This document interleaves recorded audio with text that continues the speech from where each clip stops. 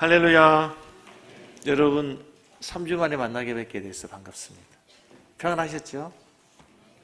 평안하셨죠? 네.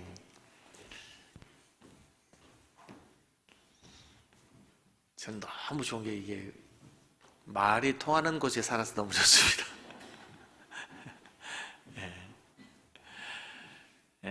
우리 성도님들이 기도해 주시고 또 이렇게 후원해 주시고 염려해 주셔서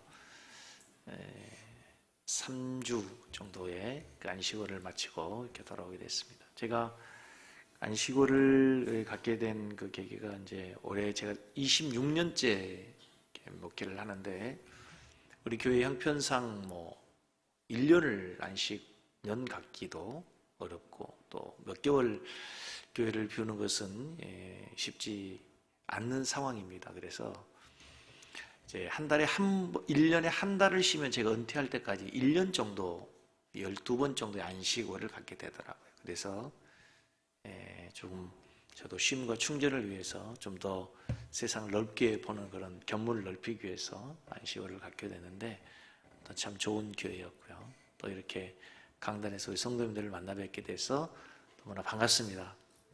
잘 오셨습니다. 우리 전도 여러분 이렇게 인사했습니다. 집사님, 하나님 우리를 기대하십니다.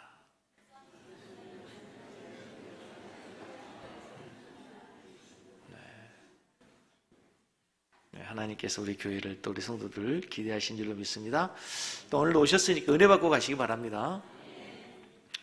앞으로 우리는 매주일 아침에 고린도 전서를 강의하게 될 텐데 몇 주가 될지는 모르지만 최소한 제가 예측컨대 한 1년 반 정도 아마 걸리지 않을까 싶습니다. 매주 고린도전서 말씀을 가지고 우리가 은혜를 나누게 될 텐데 고린도전서를 강의하게 된 중요한 이유가 있습니다. 고린도 교회는 아주 많은 문제가 있는 교회였습니다. 이 지상에 있어 일어날 수 있는 모든 문제들을 이미 2000년 전 고린도 교회가 다 가지고 있었습니다. 지상의 교회는 다 불완전합니다. 왜냐하면 교회 구성원들인 성도들이 다 죄인들이기 때문에. 우리 섬기는 교회도 불완전합니다. 왜? 앞에 있는 저부터 불완전한 죄인이기 때문에. 우리 모두가 다 죄인들이 모여서 이룬 공동체이기 때문에 많은 문제들이 있습니다. 큰 문제, 작은 문제, 보이는 문제, 보이지 않는 문제가 있을 뿐이죠. 근데 문제는 이제 그런 문제들을 어떻게 해결하느냐. 문제 없는 교회는 없는데 다 문제가 있는데 그 문제를 어떻게 해결할 것이, 이것은 이제 우리의 아주 중요한 과제인 것이죠. 이 고린도 교회의 많은 문제들을 대하면서 사도 바울이 정말 하나님의 지혜로 하나님의 말씀을 가지고 이제 어떻게 해결하는가를 보면서 우리는 우리 교회가 문제를 만날 때 어떻게 해야 되는가에 대한 레슨을 받는 마음으로 또 하나님 말씀을 듣는 그런 시간이 되기를 간절히 원합니다. 서론을 짧게 하고요. 이제 가장 중요한 것은 이 고린도 교회가 어떻게 시작되었는지 출발을 아는 것이 필요할 거예요. 고린도 교회는 어떻게 시작되었습니까? 고린도 교회를 이해하기 위해서 거기에서부터 출발을 해야 되는데 사도행전 17장, 18장의 내용을 보면은 사도 바울이 제2차 전도 여행 중에 아테네, 성경 말씀에는 아덴으로 나와 있습니다. 아덴, 우리 현대로는 아테네에서 복음을 전하게 됩니다. 그런데 여러분, 바울이 가는 곳마다 복음의 열매가 맺혀지고 그 열매의 결과 교회가 세워지죠. 그래서 갈라디아 갈라디아에 가면 갈라디아 교회가, 에베소에 가면 에베소 교회가, 또 서머나에 가면 서머나 교회가, 두아디라 가면 두아디라 교회가, 가는 곳마다 교회가 세워지게 되는데 유독 성경을 어디를 봐도 아덴 교회가 나오지 않습니다. 아테네 교회 들어보셨나요? 성경에는 아테네 교회가 나오지 않습니다. 이유가 뭘까? 바울 사도가 사도행전 17장 16절 말씀에 가서 보면은 어떤 일을 했냐면 16장 17절을 같이 보겠습니다. 바울이 아테네에서 그들을 기다리다가 그 성에 우상이 가득한 것을 보고 마음에 격분하여 회당에서는 유대인과 경건한 사람들과 또 장터에서는 날마다 만나는 사람들을 뭘 했어요? 뭘 했어요? 변론을 했어요. 무슨 변론을 했는가? 18절 어떤 에피쿠로스와 스토아 철학자들도 바울과 쟁론이나 어떤 사람은 이르되, 그러니까 여기 보면 에피쿠로스라고 하는 단어 혹시 생각나시죠? 이때 당시에 2000년 전에 아테네에 유행한 철학 가운데 두 개의 학파의 철학이 있습니다. 에피쿠로스 학파라고 하는 철학자들, 이들은 쾌락주의자입니다. 인생이 뭐냐? 즐기면 되는 거지. 진리가 뭐냐? 쾌락을 누리면 그게 진리라는 거죠. 거기에 대한 반대의 학파가 스토아 학파예요. 스토아 학파. 이제 이 철학자들, 당대 최고의 철학자들과 바울이 뭘 했어요? 변론을 했어요. 변론을 했는데 중요한 것은 그곳에 교회가 세워지지 않았다는 거예요. 여기서 우리는 한 가지 놀라운 사실을 발견하게 되는데, 여러분, 복음은 변론하는 것이 아닙니다.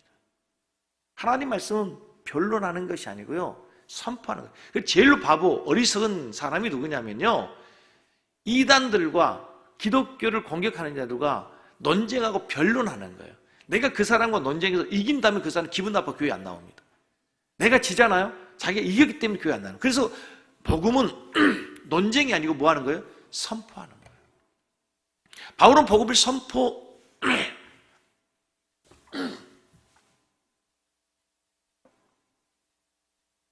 선포했던 다른 지역과 달리 철학자들과 논쟁하고 변론했어요. 그래서 교회가 세워지지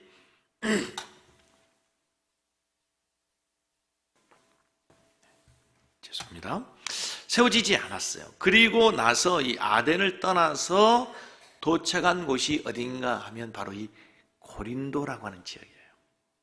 이 고린도라고 하는 지역에 갔을 때 바울 사도의 심적인 상황이 어떠했는지를 다음에 성경 구절을 보면 알 수 있습니다. 사도행전 18장 19절은 지금 바울이 고린도 지역에 와서 복음을 전하기 전에 있었던 일이에요. 9절이 있습니다. 밤에 주께서 환상 가운데 바울에게 말씀하시되 두려워하지도 말고 침묵하지 말아라. 하나님이 바울을 찾아오셨어요. 아덴에서는 찾아오지 않았어요. 다른 곳에서는 주님께서 찾아오지 않는데 유독 고린도에 있을 때 주님이 바울을 찾아오십니다. 그리고 말씀하십니다. 뭐 하지 말아라? 두려워하지 말아라. 침묵하지 말아라. 왜 주님이 와서 두려워하지 말라 그래요 지금? 바울이 뭐 하고 있어요? 바울이 뭐 하고 있어요? 두려워하고 있는 거죠. 두려워하고 있어요. 왜? 혹시라도 며칠 전 머물렀던 그 아테네에서처럼 복음의 열매가 없으면 어떻게 하나. 그것을 염려하고 두려워하고 있는데 주님의 사자가 주님께서 친히 나타나서 두려워하지 말아라. 침묵하지 말고 하나님 말씀을 담대히 전해라. 그래서 바울이 그곳에서 복음을 전합니다. 얼마 동안? 1년 6개월 동안. 작은 기간입니까? 긴 기간입니까? 바울 사도의 그 전도 여행의 기간을 보면요, 가장 많이 머물러서 복음을 전했던 곳이 에베소 지역입니다. 그곳에서 3년을 머뭅니다. 그리고 그 다음으로 많이 머물렀던 곳이 어딘가 하면 바로 이 고린도 지역이에요. 1년 6개월을 머물면서 바울은 복음을 전하는데 누군가 도와준 사람이 없습니다. 다시 한번 먹고 살 길이 없는 거예요. 그래서 바울이 했던 일이 뭐예요? 텐트 메이커예요. 텐트를 만들면서 누구하고? 브리스길라와 아굴라와 함께 이제 동역하면서 텐트 만들어서 이제 팔아 생계를 유지하면서 자비량으로 복음을 전했어요. 가장 오랜 시간 머물면서 땀 흘려 수고하여 애써 노동하면서 복음을 전하여 세운 교회, 고린도 교회는 바울에게 있어서 더 특별한 애정과 사랑이 있는 교회였습니다. 그런데 이 교회에서 좋은 소문이 들려오면 얼마나 좋겠습니까? 그런데 어느 날 아픈 소식이 들립니다. 교회가 분쟁하고 있다는 거예요. 다투고 있다는 거예요. 음행에 빠져 있고 성도 간에 서로 송사로 분쟁하고 법정에 고소하는 일이 있다는 거예요. 여전히 우상 숭배하고 수많은 여러 가지 많은 문제로 갈등하고 있다는 소식을 듣고 바울이 마음이 너무 아팠어요. 마치 사랑하는 자녀가 아파하고 힘들어할 때 어머니가 위로의 편지를 쓰듯이 이제 바울 사도께서 고린도 교회 성도를 사랑하는 마음으로 아파하는 교회를 위로하기 위해서 쓴 편지가 고린도 전서 후서예요. 왜 고린도 전서예요?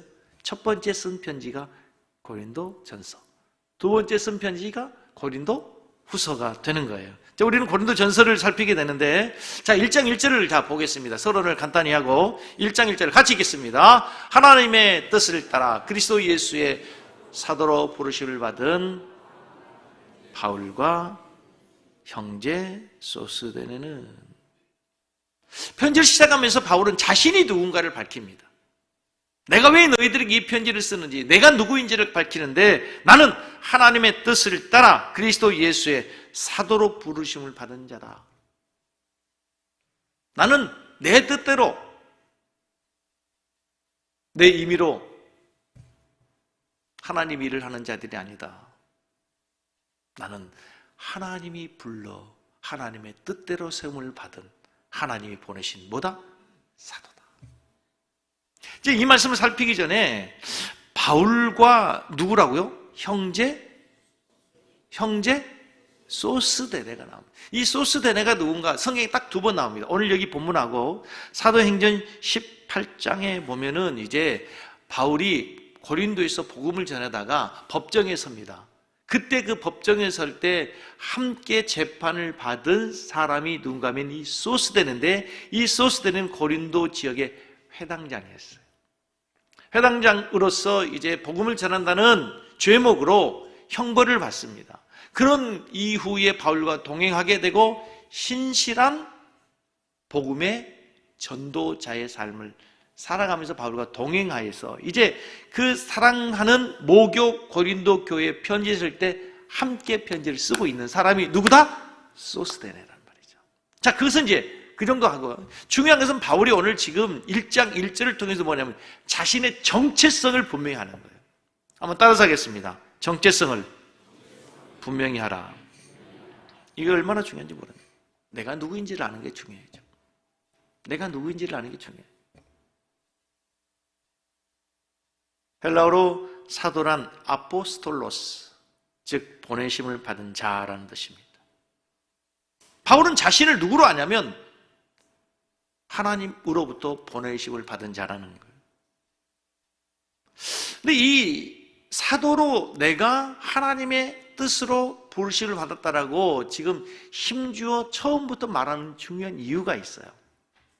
이제 고린도전서 고린도 후서로 가면은 주로 무슨 얘기가 나오냐면 고린도 교회의 성도들 가운데에 거짓 교사들이 와서 바울을 거짓 사도다, 사도가 아니야, 바울이 옛날에 했던 일을 생각해봐, 그가 교회를 잔해하고 교회를 핍박하고 예수 믿는 사람 얼마나 많이 죽였어, 그런 사람이 무슨 사도야, 그가 전한 복음은 가짜야 라고 공격하는 거짓 교사들이 들어왔어요. 그래서 바울의 사도권을 부정하는 자들이 있단 말이에요. 그들을 향해서 지금 바울이 선포하고 있는 거예요. 나는 누구다? 사도다. 나는 내 힘으로 내 의지로 되는 것이 아니고 하나님의 부르심을 받은 하나님의 사도라는 거예요. 사실 바울 사도는 원래 교회에 핍박하던 자입니다. 교회를 잔멸하던 자였어요. 그러나 다메섹 도상으로 가는 중에 부활하신 주님이 나타났습니다. 사울아, 사울아, 내가 어찌 나를 핍박하느냐? 주여 누구십니까? 내가 핍박하는 예수다 하면서 내가 너를 이제는 이방인의 사도로, 이방인의 그릇으로 내가 너를 쓰겠다. 하나님의 부르심을 분명히 받았어요. 이 부르심을 일평생 바울은 기억하고 있는 거예요. 그래서 바울은 오늘도 선언을 하고 있는 거예요. 그것을 기억하면서 나는 하나님의 부르심을 받은 사도다. 여러분, 우리 신앙을 출발하면서요, 우리 인생을 출발하면서 가장 중요한 게 내가 누구인가를 아는 거예요. 사는 성도들, 여러분은 여러분 자신을 누구로 알고 있습니까? 오늘 이 사회의 많은 문제가 어디에서부터 출발한다고 생각하세요? 자기가 누구인지를 모르는 거예요, 사람들이. 내가 누구인지를 모르는 거예요.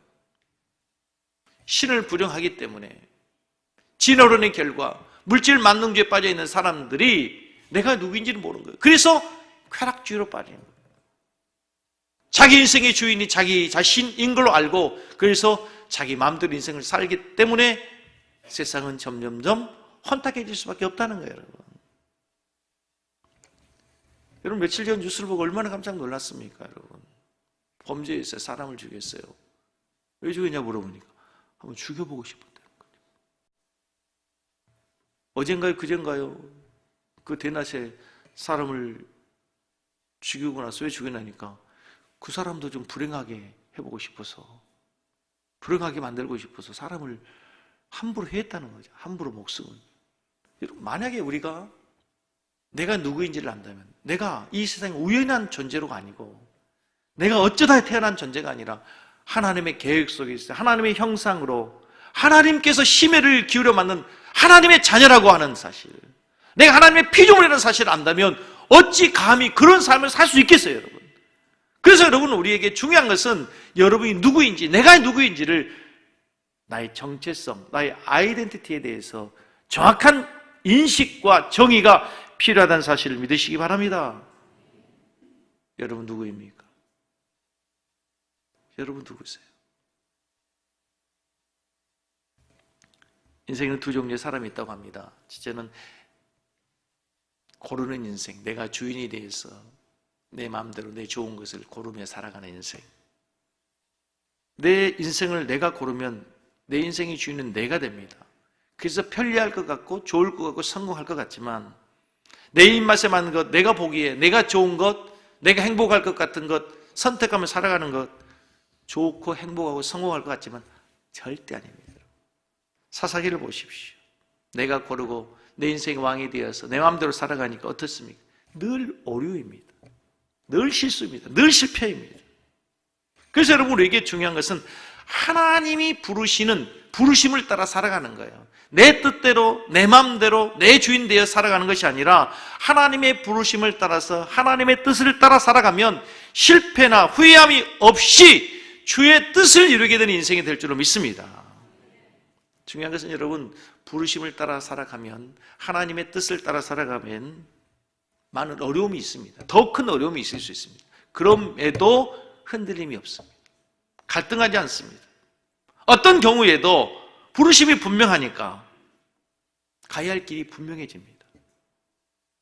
그리고 그 길을 가다 보면 어려움과 고난이 있지만 마지막에는 하나님의 선을 이루고 하나님의 뜻을 이루게 된 위대한 삶이 되게 될 줄로 믿습니다. 어른들이 보면, 부모님들이 보면 우리 자녀들이, 청년들이 어떻게 보면 게을러 보일 수 있습니다. 게으른 것이 아니라 정체성의 문제입니다. 청년들은 젊은이들 힘도 있습니다. 시간도 있습니다. 열정도 사실은 있습니다. 그런데 부르심이 없으니까 갈 곳이 없는 거죠. 그래서 보이는 곳으로 갑니다. 그래서 친구가 있는 곳은, 부르심이 없으니까 보이는 곳으로, 친구가 있는 곳으로, 편한 곳으로, 쾌락이 있는 곳으로 그렇게 가게 되는 거예요. 보십시오. 이 정체성이 얼마나 중요한 것입니까? 성경에 나오는 다니엘을 보면 다니엘은 10대의 시절에 다른 사람과 다르게 살아갑니다. 이유가 무엇입니까? 그의 의지가 남달라 해서입니까? 아닙니다. 정체성이 분명한 거예요. 나는 비록 노예이다. 나는 비록 포로의 신분이다. 그러나 하나님의 선민이다. 거룩히 구별받은 자다. 나는 거룩해야 된다는 걸 아는 거예요. 그래서 왕의 진미를 거부하는 거예요. 우상에게 드려진 재물을 먹지 않겠다. 왜? 내 정체성이 있으니까. 명예도 주어질 수 있고 출세도 주어질 수 있죠. 좋은 것 먹으면 쾌락, 즐거움, 기쁨도 있을 수 있지만 과감하게 거절할 수 있는 이유는 자신의 정체성이 분명한 거예요. 우상의 음식으로 더럽혀질 수 없는 하나님의 거룩한 백성이라는 사실을 인식하고 있기 때문에 그는 다른 삶을 살게 되는 줄로 믿습니다. 오늘 예배드리는 우리 성도님들, 특별히 우리 젊은이들에게, 청년들에게 도전하고 싶어요. 여러분 누구입니까? 이 정체성이 분명해야 돼요. 어떤 철학자, 실존주의 철학자들이, 염세주의 철학자들이 얘기하는 것처럼 우리는 이 세상에 그냥 내던져진 피투된 존재가 아니라 하나님의 계획 속에서, 하나님의 섭리 가운데 하나님 우리를 이 땅에 태어나게 하시고 지금도 주의 뜻 가운데 이곳에 서게 된 줄로 믿습니다. 인생이 다른 거죠. 내가 가야 될 길이 분명해지고 보여지는 길이 다인 것이 다를 수밖에 없다는 것입니다.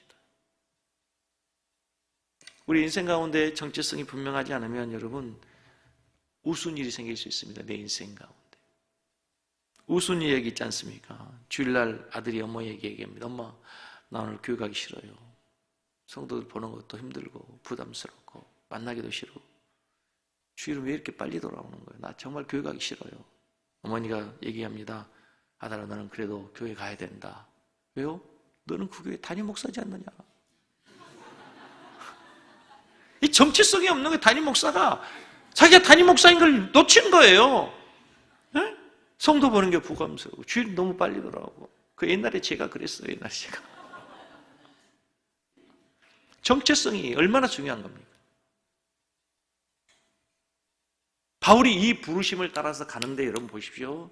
얼마나 어려운 일이 있는지 모릅니다.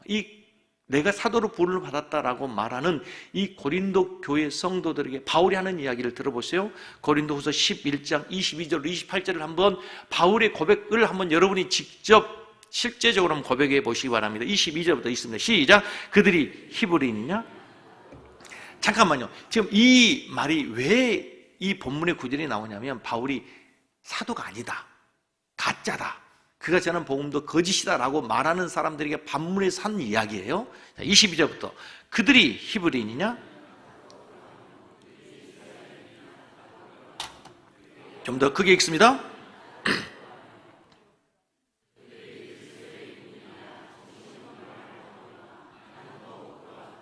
내가 수고를 넘치도록 하고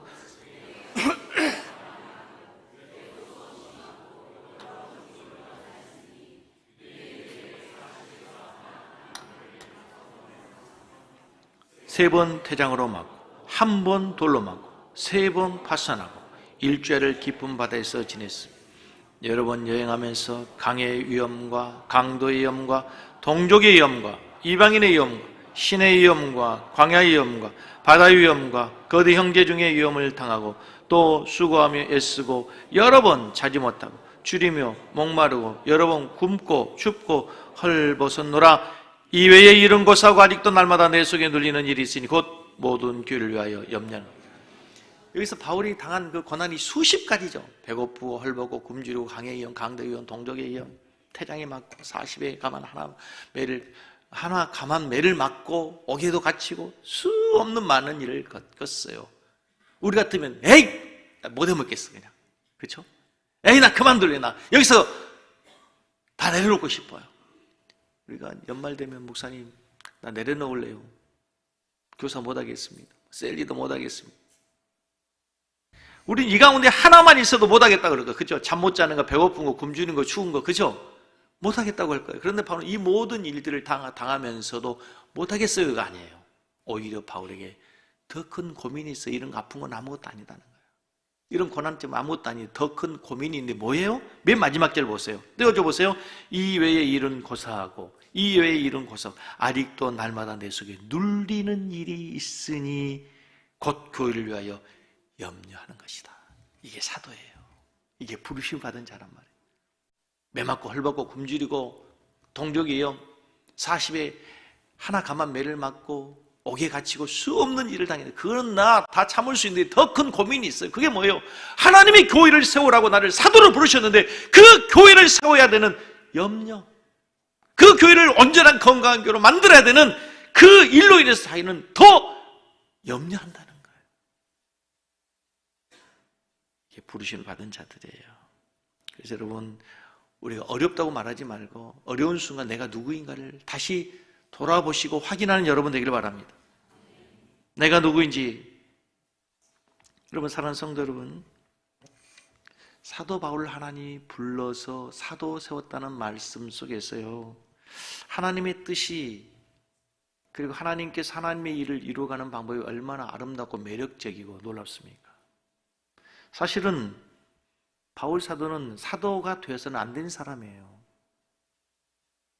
용서할 수 없는, 용서받을 수 없는 과거에 나쁜 이력이 있는 사람이에요. 그럼에도 불구하고 하나님이 그를 오히려 교회를 세우는 사도로 불러 하나님의 일을 이루 가시는 거예요. 이게 하나님이세요. 이게 하나님의 매력이에요. 그러므로 여러분, 우리가 함부로 사람을 판단할 수 없다는 거예요. 과거의 일 가지고 함부로 우리가 정죄할 수 없다는 일이에요. 힘이나 능력이나 타고난 재능이나 훈련으로 일꾼이 되는 것이 아니고 이것은 하나님의 부르심이 있어야 가능하다는 거예요. 아멘? 이 말씀을 오늘날 우리에게 적용해 보면 사도 바울만 하나님이 불렀습니까? 아닙니다. 앞에 있는 부족한 목사인 저도, 우리 장로님들도, 권사님들, 안수 집사님, 성도님, 교사, 빠진 게 뭐가 있어요? 또 시험 들지 마시고, 아무튼 모든 직분들을 다 하나님이 우리를 어떻게 했어요? 불러주셔서 가능한 거예요. 불러주셔서 가능한 거예요. 바울이 당한 그 고난 속에서도 그 부르심에 순종을 가는 것처럼 우리 성도님도 그 일들을 부디 잘 감당할 수 있기를 바랍니다. 히브리서 5장 4절을 보십시오. 히브리서 5장 4절, 이 존귀는 아무도 스스로 취하지 못하고 오직 아론과 같이 하나님의 부르심을 받은 자라야 하는 거예요. 아무나 되는 게 아니에요. 때로 유명한 예술가들이나 연예인들이요, 왕족이나 대통령 앞에서 공연을 하는 경우가 있습니다. 이것을 어전 공연이라고 합니다. 그 사람이 재주가 있다고, 능력이 있다고, 인기 있다고 아무나 함부로 왕 앞에서, 대통령 앞에서 공연하는 게 아니죠. 특별하게 누가 불러줘야 돼요? 왕이 불러야 돼요. 대통령이 불러야 가서 공연이 가능한 거예요. 그런 것처럼 여러분, 하나님 우리를 불러주셨다는 거예요. 아멘? 하나님의 자녀로, 하나님의 일꾼으로, 사도 바울을 하나님의 뜻대로 부르신 거죠. 우리를 불러주셨다. 자, 두 번째요. 그렇다면 사도 바울은 자신이 하나님의 부르심을 받은 사도인데, 그러면 성도들, 편지를 받은 성도들, 너희는 누구냐? 오늘 2절 말씀 보겠습니다. 2절 말씀을 우리가 보시면, 고린도에 있는 하나님의 교회, 고린도에 있는 하나님의 교회, 곧 그리스도 예수 안에서 뭐해지고 거룩하여지고 성도라 부르심을 받은 자들과 각처에서 우리 주 곧 그들과 우리 주 대신 예수 그리스도의 이름을 부르는 모든 자들에게 내가 편지한다. 이 편지를 받는 대상자들을 바울은 누구냐면 고린도에 있는 하나님의 교회라고 얘기해요. 이 얘기는 조금 이따 찾고요. 이따 보기로 순서상, 설교의 순서상, 이 편지를 받는 대상들을 향하여 바울이 그리스도 예수 안에서 거룩하여진 성도라고 한다. 거룩한 성도라고 부르는 거예요. 거룩한 성도. 거룩하다는 말은 무슨 말이에요? 깨끗하다, 흠이 없다. 그렇죠? 근데 여러분, 우리는 모두가 다 죄인입니다. 하나님 앞에 설 수 없는 죄악의 덩어리들이죠. 근데 바울 사도가 성도라고 해요. 특별히 여러분, 우리가 고린도 교회를 우리가 살피게 되면, 앞으로 우리가 살피게 되겠지만, 고린도 교회는 정말 너무너무 말로 표현할 수 없는 문제 덩어리들입니다. 죄악 덩어리들이에요. 서로 분쟁에서 다투어서 파당이 생겨지고, 세상에 어떤 죄악된 습관을 버리지 못해서 음행이 교회 내에서 이루어지면서 심지어는 아버지의 침상도 침범하는 엄청난 범죄가 있습니다. 서로 싸우고 소송하고. 그런 자들을 향해서 바울이 지금 뭐라고 부른 거예요? 거룩한 성도다. 뭐라고 불러요? 거룩한 성도다. 감히 차마 이름도 부를 수 없는 자들임에도 불구하고 하나님이 이 불완전하고 흉악한 죄인들임에도 불구하고 하나님이 그들을 너희들은 성도야 이렇게 불러주는 거예요. 이 얼마나 은혜입니까?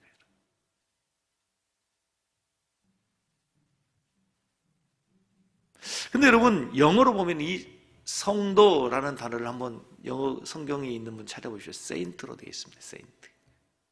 세인트는 성도라는 말도 되지만 성자라는 말도 됩니다.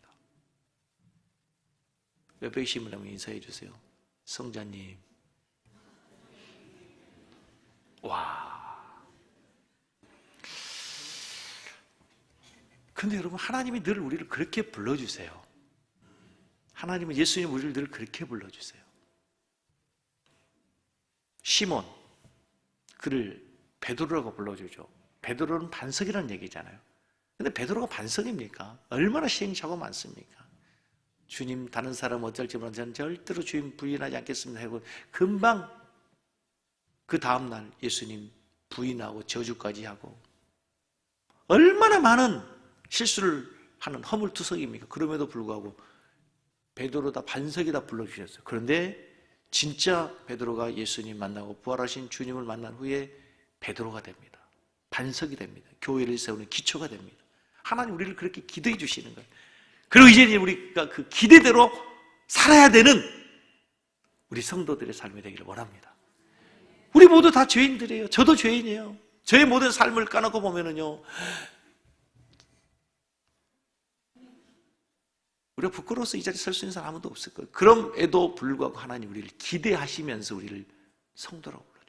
그리고 실제로 우리가 지금 불완전하지만 이 다음에 다 장차 주님 앞에 설 때는 우리는 하나님께서 완전한 성도로 우리를 성화시켜서 우리를 그 자리에 서게 하실 거란 말이에요.